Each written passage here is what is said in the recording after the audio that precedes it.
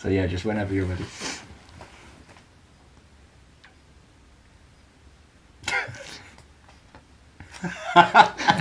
And that's all. That's all, folks. Well done.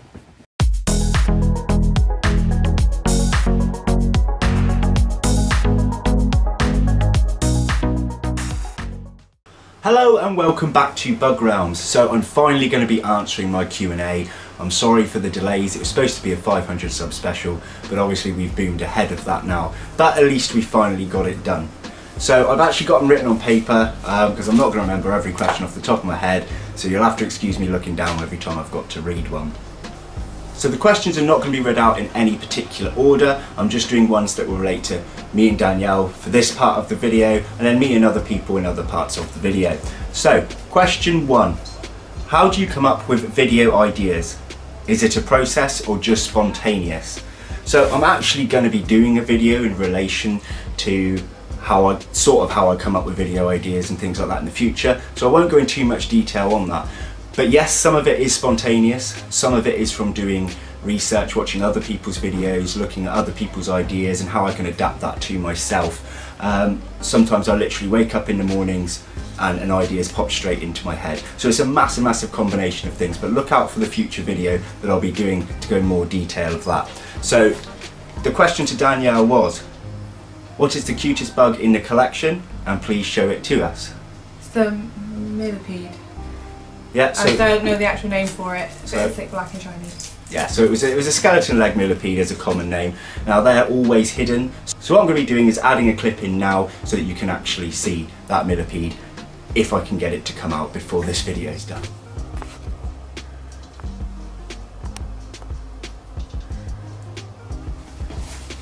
Okay, next one. If you could travel to anywhere to see your favourite invert in its natural habitat, where would you be going? So for me it would be the Lord Howe Island. I don't know if anyone's seen any videos or books. There's been various ones created about the Lord Howe Island stick insect and how it was thought to be extinct. There are actually some in Bristol Zoo. That's only a few hours away from me, so I will have to go and visit that at some point. But I would love to see exactly where they survived. There was talks of them being on just a single shrub up on the cliff tops. But yeah, I would like to go over to Lord Howe Island and see exactly where they were and how they survived the black rat infestation that wiped them out. Oh, so, tell me about that. So Danielle's question is, do you ever get scared of animals escaping their enclosures, and what are your feelings about inverts? Yeah, I'm constantly scared of them all escaping every day.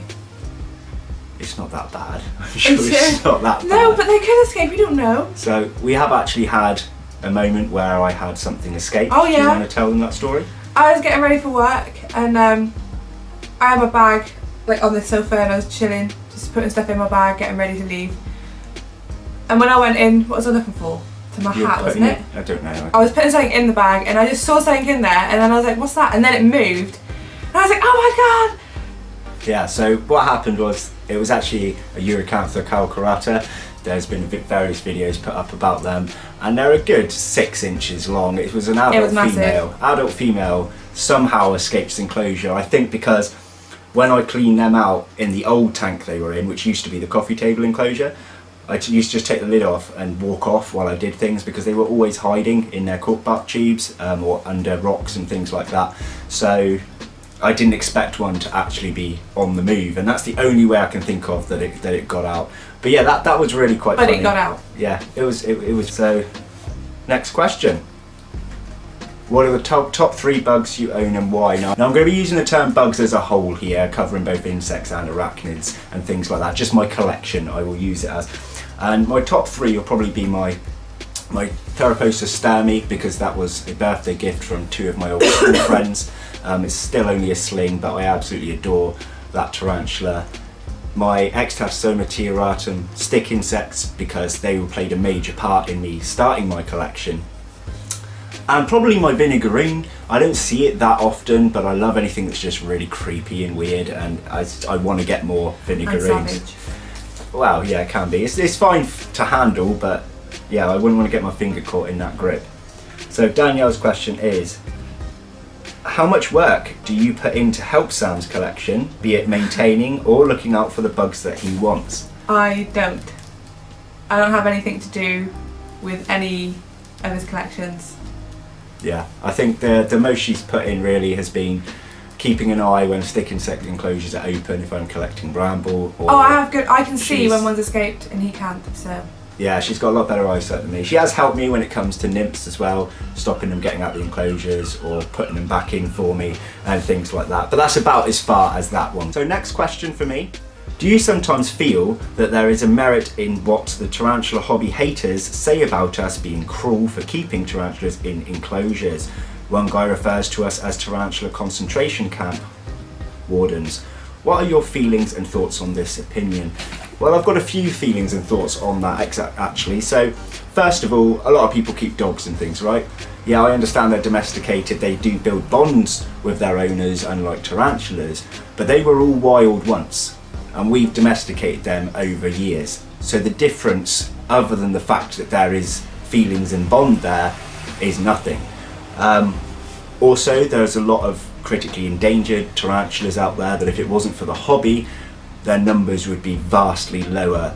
And thirdly, I think it's just important to educate ourselves and other people about some of the less kept species in this world. So tarantulas, to maybe you guys as viewers, has been a big part of your lives, maybe not. But there's a lot of people out there that you come across that just get freaked out as soon as you say the word spider or tarantula, and they don't realise the importance that they have in our world. So for an educational factor, I think it's really, really important to have keepers and breeders out there.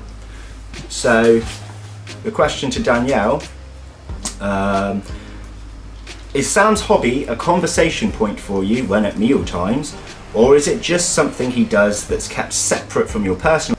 And what effect has it had on Sam as a person in your experience? It's not just a conversation point at meal times, he talks about it every single second. He's a lot happier now than he was before. Now he's got something to focus on. Yeah, so he's a lot happier now than he was before. Now he's got something to focus on. Okay. Just got to turn the page. So, when did you get your first ever invert? What age and what got you interested in them? So, my first ever one that I've kept that was officially bought, not like, I mean, as a kid I kept caterpillars and things like that I found in the wild, but as an adult the first thing was my Extasoma tiaratum, my Maclay Spectre stick, and this is going back probably 5 years ago or something like that, and it was just because I couldn't have a big fluffy pet in the house for my daughter, and at her mum's house she has a dog. I'm allergic to dogs, so even if I were allowed to keep one I couldn't. And I looked into something that was pretty simplistic for a child to be able to look after, and I thought of Indian stick insects.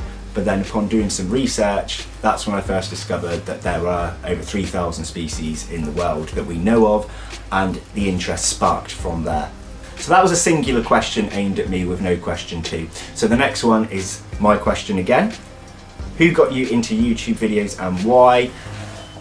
The original person would have been Tarantula Dan. He was the first one as a tarantula keeper that I started watching, and then I discovered Dark Den, Tarantula Addict and people like that. But Tarantula Dan would have been the original person to inspire me to start doing YouTube videos. This question I'm actually going to ask all three people that are going to be starring in this video, just because I think it's a nice, simple, quick answer for everybody. And that is, what would your dream animal be to own? A pig.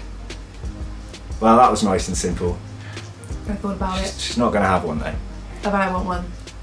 One of the micro ones. It's not happening. My dream animal would be... I like fish anyway, so I want... What else would I want? I want a better fish, but I want as well a sugar glider, but not one sugar glider, I want two. Oh, well, it seems Sarah has. Yeah, since she said, and I've seen the video on Facebook, and I really want one now. Because they're dead cute. They are, aren't they? Yeah, I agree. Sloth.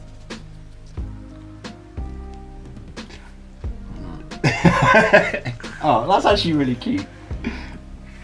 Okay. You can't actually own one, it's illegal. They also get quite stressed from being touched or held, obviously, unless they're in captivity.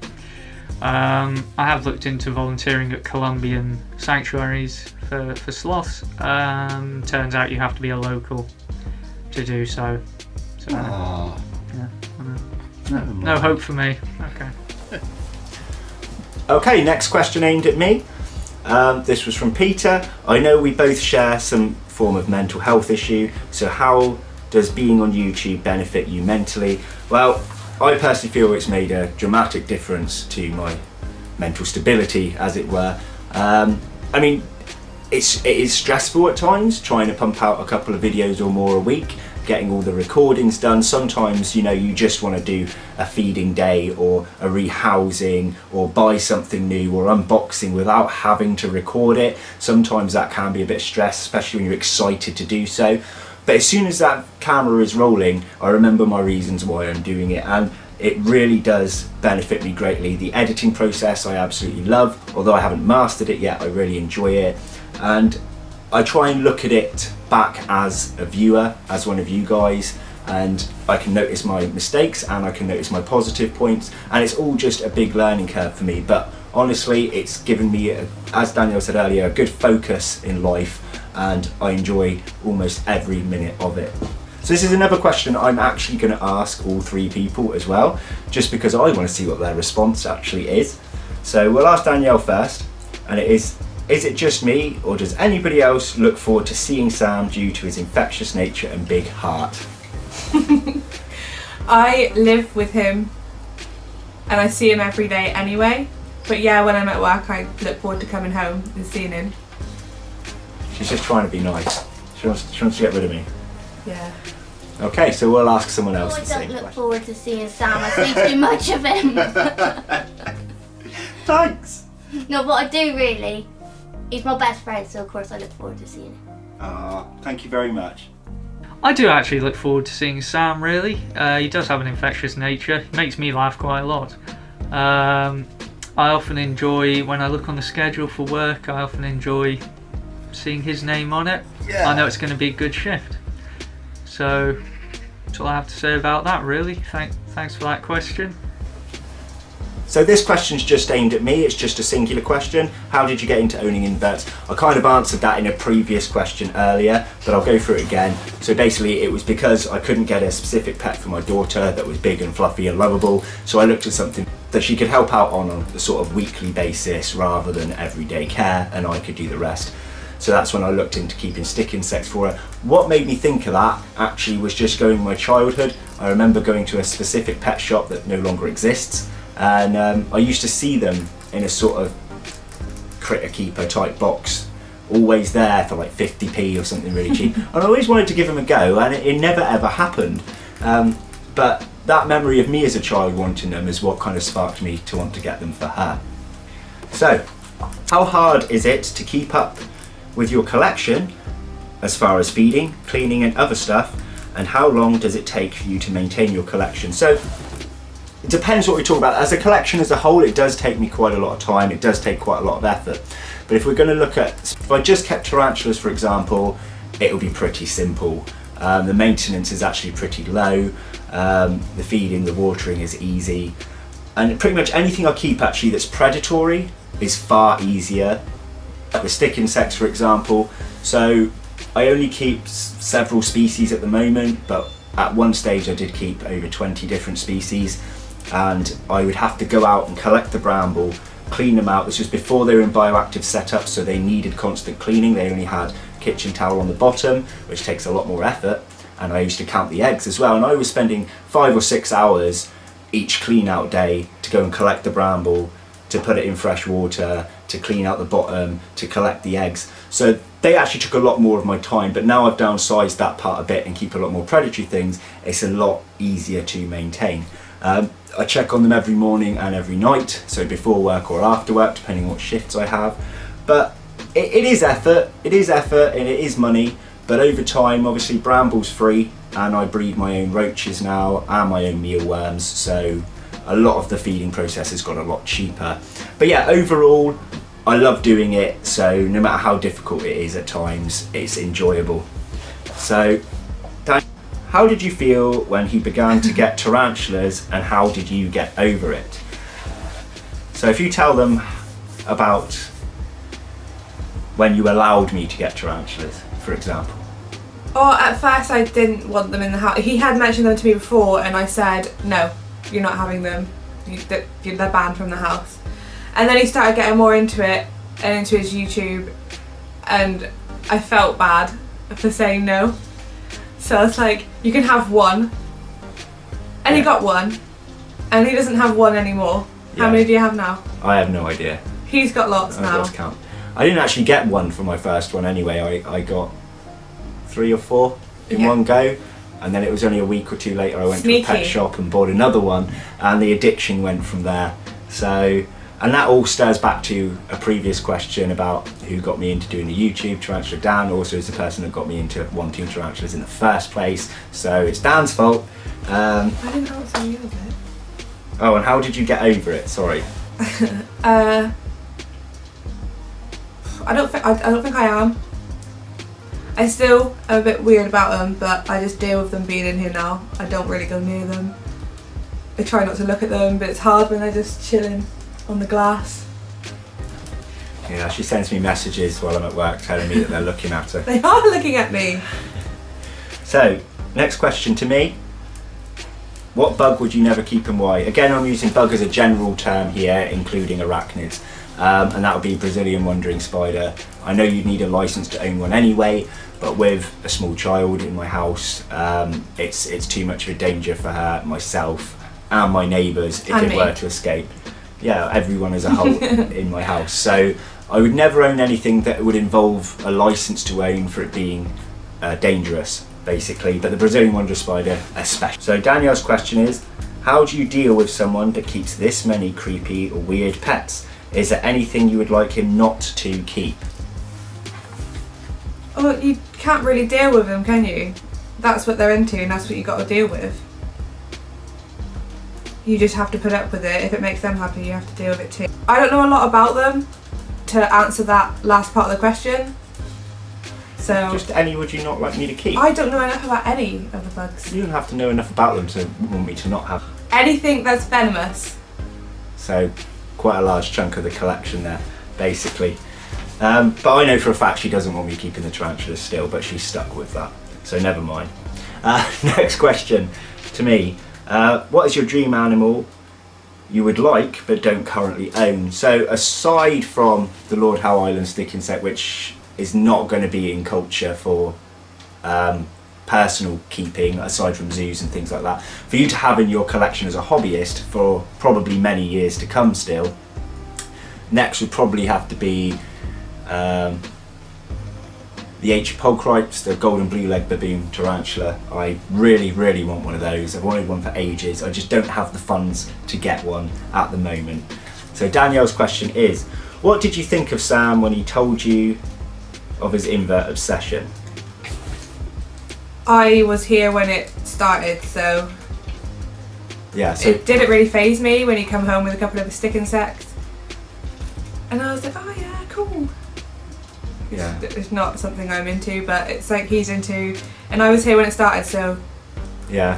But when it grew, you kind of like, what were your thoughts in your head? I was like, oh my god, gonna have a zoo. Yeah. So that's all the questions that were aimed at me and Danielle. I know I've added some clips in there of questions that I've answered multiple people. The question as well to ask 2 separate friends, ones that have appeared earlier. Question 1. If you could morph into any invert, what and why? Now I took some time thinking about this to try and come up with some kind of cool answer, something really deadly or funky, and I just changed my mind because I think I would just be a normal house fly, be a fly on the wall for reasons that I will not go into on this recording. So we've got question 2, which is, upon learning about Sam's collection, what was your first impression of them and him? Has he changed your opinion, if initially negative? Well, I knew you was a bit of a weirdo anyway, and I already knew that you previously had stick insects, and I had stick insects when I was younger, so when you said you were starting up a collection again, I thought it was quite cool. And then, since then, seeing like all the new parts of your collection, at first it was a bit creepy, and I weren't too sure about it, but now I think it's awesome, and every time I come round, I love looking and seeing what's out and about and talking about them all and seeing what new stuff you get. So yeah, it's cool. Happy days. I love it. Thank you. So the question to me, Sam, can you tell us something that's on your bucket list? Well, I've got quite a few things on my bucket list, but the main thing I want to do is actually travel to Borneo.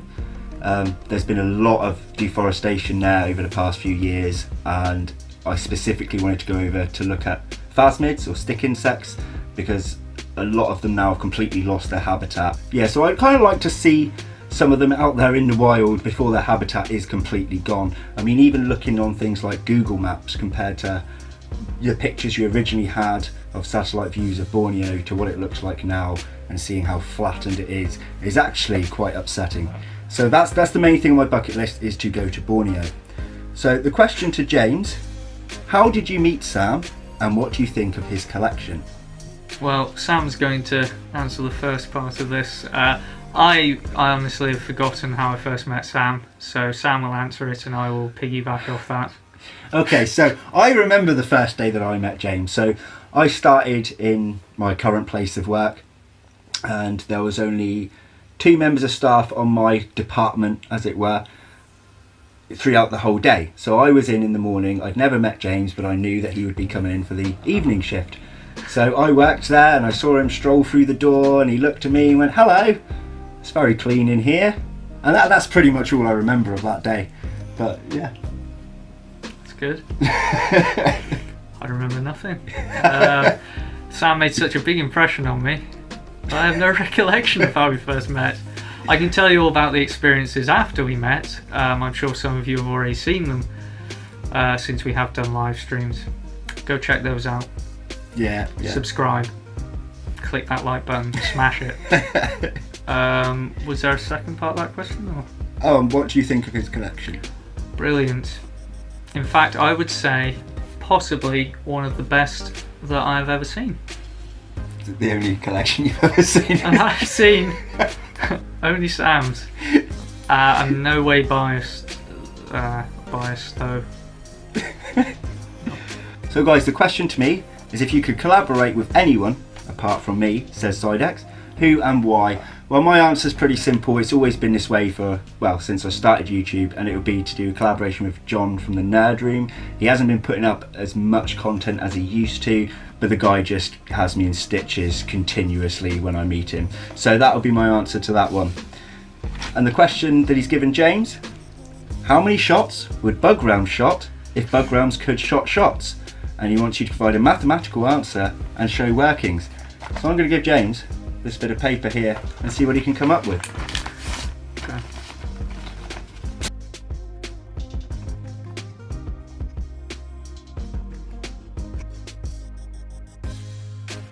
Well, finished my workings out.